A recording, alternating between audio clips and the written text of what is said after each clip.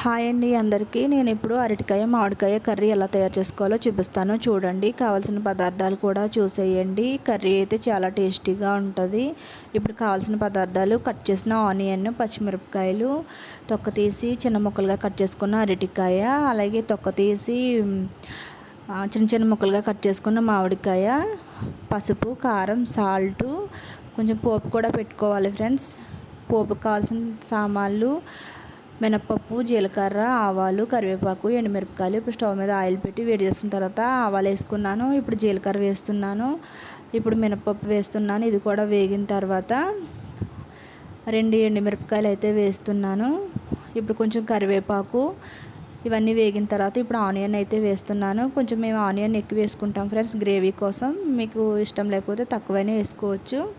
కొంచెం light brown colour వచ్చే వరకు అయితే వేయించుకోవాలి. వేగిన తర్వాత అరటికాయ ముక్కలు అయితే వేస్తున్నాను.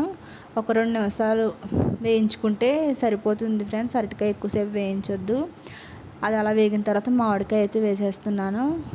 మామిడికాయ కూడా అటు ఇటు తిప్పితే సరిపోతుంది.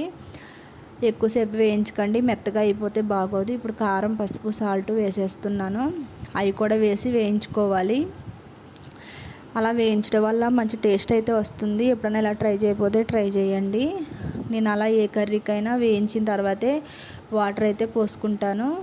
నాకు వేగింది, ఇప్పుడు వాటర్ అయితే పోసుకుంటున్నాను. వాటర్ పోసి మొత్తం మిక్స్ అయ్యేలాగా మిక్స్ చేసుకున్న తర్వాత మూత పెట్టి అయితే కర్రీ ఉడికించుకుందాం ఫ్రెండ్స్.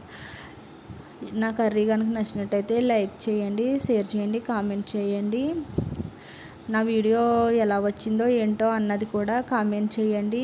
ఎప్పుడైనా ఇలా ట్రై చేశారా? ట్రై చేయకపోతే ఒకసారి ట్రై చేయండి.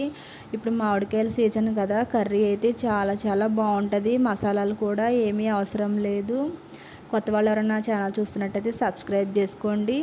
Thank you for watching friends.